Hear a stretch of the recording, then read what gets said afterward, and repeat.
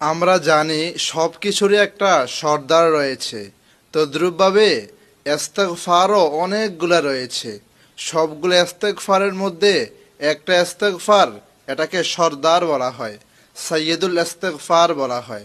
আজকে আমরা সৈয়দুল ইস্তেগফারটা শিখে নেব।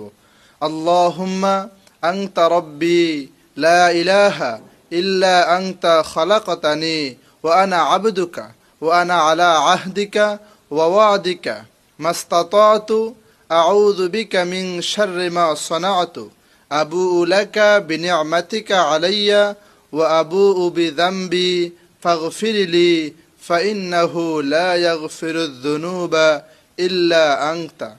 আসলে আমরা অনেকেই ইস্তেগফারটা পারি, কিন্তু সহি শুদ্ধ করে অনেকেই পারি না।